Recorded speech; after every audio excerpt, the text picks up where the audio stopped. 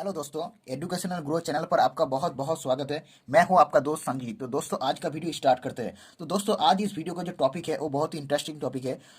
आज का जो टॉपिक है वो है why transmission line voltage is high. यानी मैं आपको आज इस वीडियो में बताऊंगा कि ये ट्रांसमिशन लाइन का जो वोल्टेज होते हैं वो क्यों हाई रखा जाता है।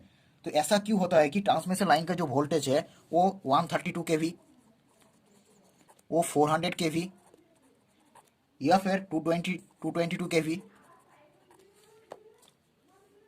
इतना हाई वोल्टेज रखने की ज़रूरत क्या है दोस्तों, इस वीडियो में हम लोग पूरा देखेंगे दोस्तों। इतना हाई वोल्टेज कभी कभी बार 132 kV रखा जाता है, कभी कभी बार 400 kV, कभी कभी बार 220 kV। यानी हमारा लोड के ज़रूरत के हिसाब से हम लोग इस ट्रांसमिशन वोल्टेज को स्टेप अप करते हैं। यानी ट्रांसमिशन जो वोल्टेज होता है, जो जनरेटिंग पावर प्लांट से हम लोग जो पावर को जनरेट करते हैं, उसके बाद जो ट्रांसफार्मर के द्वारा जब हम पावर को ट्रांसमिट करते हैं तो वहाँ पर हम ज़रूरत के हिसाब पे वोल्टेज को स्टेप अप करते हैं। तो दोस्तों कभी कभी बार 132 kV, 400 kV, 220 kV, इतना हाई वोल्टेज रखने का ज़रूरत क्या है। तो दोस्तों इस टॉपिक के बारे में हम लोग बात करेंगे दोस्तों। तो दोस्तों बिना टाइम वेस्ट किए डायरेक्ट पॉइंट पर आते हैं। तो दोस्तों पावर प्लांट में जो इलेक्ट्रिसिटी जनरेट होती है वो 6.6 kV या फिर 11 kV, वो कितना 6.6 kV या फिर 11 kV से ही रहते हैं। यानी जो जनरेट की जाती है पावर प्लांट से हमारा इलेक्ट्रिसिटी वो 6.6 kV या फिर 11 kV, यानी ये दो बीच में हमारा इलेक्ट्रिसिटी रहता है। लेकिन जब ट्रांसमिशन की बात आती है दोस्तों, यानी जब हम लोग पावर को ट्रांसमिट करते हैं, ट्रांसमिशन की बात आती है, तो वहाँ पर उसमें प्रॉब्लम ये होती है कि हम लोग ओवर लॉन्ग डिस्टेंस ट्रांसमिशन करते हैं। यानी हम लोग पावर को एक जगह से दूसरे जगह पर भेजते हैं over long distance. Long distance में हम लोग उसको ट्रांसमिट किया जाता है लगभग 1000 किलोमीटर से भी ज़्यादा, कभी कभी बार 1000 किलोमीटर से भी ज़्यादा डिस्टेंस पर पावर को ट्रांसमिट किया जाता है। तो दोस्तों इसमें चैलेंज ये रहता है कि हम वोल्टेज को ट्रांसमिट करते हैं, यानी हम जब वोल्टेज को ट्रांसमिट करते हैं तो जो यानी जो सेंडिंग एंड वोल्टेज होता है, जब हम वोल्टेज को ट्रांसमिट करते हैं ट्रांसमिशन लाइन पर, यानी जो सेंडिंग इन वोल्टेज होता है, मान लो ये सेंडिंग इन वोल्टेज है, ये सेंडिंग पॉइंट है, यहाँ से पावर को ट्रांसमिट कर रहा है, और वो ये रिसीविंग पॉइंट है, वो है रिसीव पॉइंट है। तो दोस्तों जब हम यहाँ से यानी तो दोस्तों मान लीजिए ये सेंडिंग इन पॉइंट है, ये रिसीविंग इन पॉइंट है, यानी यहाँ से हम पावर को ट्रांसमिट कर रहे हैं यहाँ से भेजने के लिए। तो दोस्तों ये जो सेंडिंग इन पावर में हम लोग पावर को ट्रांसमिट कर रहे हैं, तो दोस्तों रिसीविंग इन पावर में उतना ही करंट, उतना ही वोल्टेज हम लोगों को नहीं मिलता है। इसका पीछे दोस्तों मुख्य टोटल दो रीजन होता है, इसके बारे में हम लोग देखेंगे। तो दोस्तों ये जो सेंडिंग इन पॉइंट में जो हम पावर को ट्रांसमिट करते हैं, यानी जो ट्रांसमिशन लाइन से पावर को ट्रांसमिट किया जा रहा है, यहाँ पर जो कंडक्टर रहता है, यानी जो कंडक्टर से हम पावर को ट्रांसमिट कर रहे हैं, इसका जो खुद का कुछ इंटरनल रेजिस्टेंस भी होता है। यानी इस कंडक्टर को कुछ खुद का कुछ इंटरनल रेजिस्टेंस होती है। इस इंटरनल रेजिस्टेंस की वजह से क्या होता है दोस्तों, यहाँ पर वोल्टेज ड्रॉप की कंडीशन अराइव होती है। यानी हमारा ट्रांसमिशन लाइन पर वोल्टेज ड्रॉप की कंडीशन अराइव होती है। यानी जब हम लोग ज़्यादा से ज़्यादा जब डिस्टेंस पर पावर को ट्रांसमिट करेंगे तो क्या होगा दोस्तों, वहाँ पर ज़्यादा से ज़्यादा वोल्टेज ड्रॉप होगी, यानी वोल्टेज ड्रॉप होगी। इसी से हमारा जो ट्रांसमिशन लाइन का जो वोल्टेज है वो रिसीविंग इन में उतना ही नहीं मिलेगा। तो दोस्तों इसका रीज़न ये है, ये जो कंडक्टर होती है, ये कंडक्टर जितना लेंथ बढ़ेगा, यानी इस लेंथ जितना भी बढ़ेगा उसका रेजिस्टेंस उतना बढ़ेगा। यानी लेंथ प्रोपोर्शनल टू, इसका जो कंडक्टर जो लेंथ होती है, लेंथ प्रोपोर्शनल टू उसका खुद का रेजिस्टेंस, कंडक्टर का खुद का रेजिस्टेंस। लेंथ जितना ज़्यादा होगा रेजिस्टेंस उतना ही होगा। तो दोस्तों जब सेंडिंग एंड में आपको मान लीजिए सेंडिंग एंड में हम लोग जो जनरेट की जाती है जनरेटिंग स्टेशन पर, मान लो 11 kV जनरेट की जाती है, तो दोस्तों आप 11 kV आप सेंडिंग एंड में भेज देते हो रिसीविंग एंड पर। तो दोस्तों जो रिसीविंग एंड पर जब आएगा इस वोल्टेज 11 kV, तो वो वोल्टेज ड्रॉप होने के कारण इतना कम वोल्टेज, इतना नेग्लिजिबल वोल्टेज आएगा दोस्तों, जी हम इस रिसीविंग एंड पर जो डिस्ट्रीब्यूशन लेवल है या फिर सबस्टेशन लेवल है, वहाँ पर हम पावर को पूरी तरीके से यानी प्रॉपरली हम डिस्ट्रीब्यूट नहीं कर पाएंगे दोस्तों। ये जो 11 kV जनरेट स्टेशन पर जनरेट की जाती है, ये अगर रिसीविंग एंड पर आप स्टेप अप नहीं करके आप अगर भेज देते हो तो क्या होगा, ये रिसीविंग एंड पर वोल्टेज ड्रॉप होने की वजह से इतना कम वोल्टेज मिलेगा हमको, जी डिस्ट्रीब्यूशन लेवल में, यानी ये रिसीविंग एंड पर जो डिस्ट्रीब्यूशन लेवल होती है वहाँ पर हम पावर को प्रॉपरली डिस्ट्रीब्यूट नहीं कर पाएंगे। तो दोस्तों इसी समस्या के दूर करने के लिए हम क्या करते हैं, हम यहाँ पर यानी जनरेटिंग स्टेशन पर एक ट्रांसफार्मर के द्वारा जो वोल्टेज जनरेट की जाती है 11 केवी, उसको हम स्टेप अप कर देते हैं। तो दोस्तों मान लीजिए यहाँ पर हम वोल्टेज को यानी 11 केवी को स्टेप अप करके 400 केवी तक किया।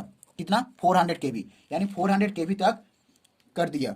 11 केवी को जनरेट यानी स्टेप अप करके 400 केवी। अब इस 400 केवी को जब हम इस ट्रांसमिशन लाइन के द्वारा जब हम रिसीविंग एंड में सेंड, तो दोस्तों जब हम इस रिसीविंग एंड में सेंड करेंगे तो दोस्तों इस 400 केवीए जो वोल्टेज ड्रॉप होगा, वोल्टेज ड्रॉप तो होगा लेकिन जो वोल्टेज ड्रॉप होगा वो बहुत ही यानी कंपैरेटिवली बहुत ही कम होगा। तो दोस्तों इस वोल्टेज ड्रॉप होने के बाद जो रिसीविंग एंड में जो वोल्टेज हमको मिलेगा वो इतना होगा कि हम डिस्ट्रीब्यूशन पूरी तरीके से कर पाएंगे।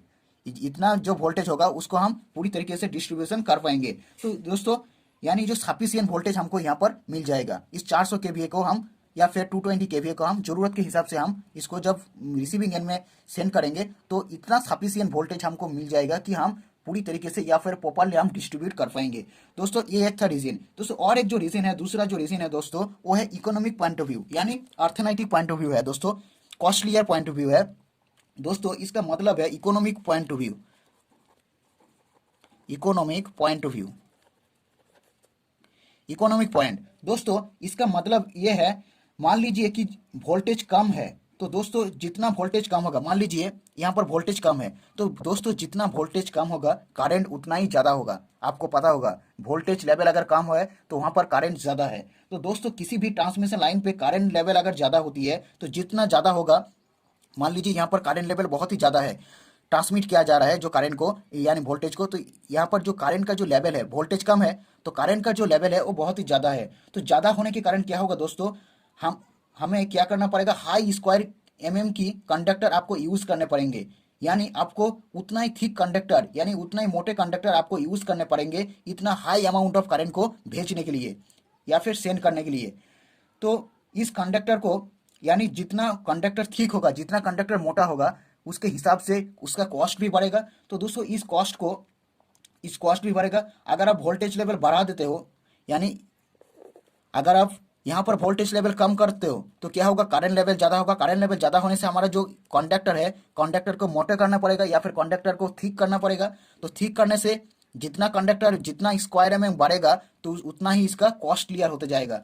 तो इसको दूर करने से यानी इसका जो कॉस्ट है, स्क्वायर एमएम कंडक्टर की जो कॉस्ट है, इसको दूर करने से, इसका समस्या को मिटाने से हम इस वोल्टेज लेवल को बढ़ा देते हैं। वोल्टेज लेवल अगर बढ़ जाए तो करंट की जो मैग्नीट्यूड होती है, यानी करंट को जो मैग्नीट्यूड लेवल होती है वो कम हो जाती है।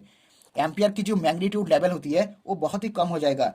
तो इसी से क्या होगा, इसकी वजह से हमको यानी हम लोगों को एक स्मॉल स्क्वायर एमएम कंडक्टर से भी इजीली पावर को ट्रांसमिट कर पाएंगे। यानी अगर करंट का लेवल अगर कम हो जाती है, करंट का लेवल अगर बहुत ही कम हो जाती है तो क्या होगा दोस्तों, हम स्मॉल स्क्वायर एमएम कंडक्टर भी यूज कर सकते हैं। इसलिए पावर को ट्रांसमिट करने के लिए 1000 या फिर 1000 या फिर 500 किलोमीटर तक हमको लॉन्ग डिस्टेंस में ट्रांसमिट कर सकते हैं एक स्मॉल स्क्वायर एमएम कंडक्टर से। इससे क्या होगा, हमारा जो कंडक्टर की जो कॉस्ट है वो भी थोड़ा सस्ता होगा, वो भी थोड़ा चीप होगा। तो दोस्तों इसका पीछे और भी एक रीज़न है दोस्तों इसका पीछे, अगर इस वोल्टेज लेवल को अगर बढ़ा देते हो, यानी सेंडिंग इन वोल्टेज में वोल्टेज लेवल को तुम बढ़ा देते हो तो क्या होगा दोस्तों, इस ट्रांसमिशन लाइन पर जो लॉसेस होती है वो लॉसेस भी थोड़ा कम होगा।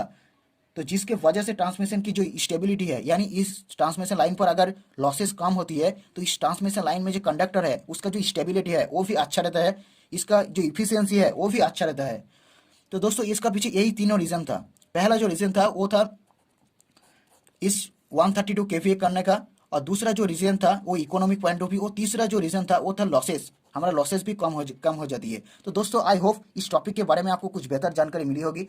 तो दोस्तों इस वीडियो को लाइक करें और इस चैनल पर इलेक्ट्रिकल इंटरव्यू रिलेटेड और भी बहुत सारा वीडियो आपको मिलते रहेंगे। तो चैनल को सब्सक्राइब करें और पास से जो बेल आइकन है उसको भी प्रेस कर लीजिए, क्योंकि मैं जब भी नया वीडियो इस चैनल पर डालूंगा तो आप नोटिफिकेशन आपको मिलते रहेंगे। तो दोस्तों मिलते हैं नेक्स्ट वीडियो पर। Thanks for watching.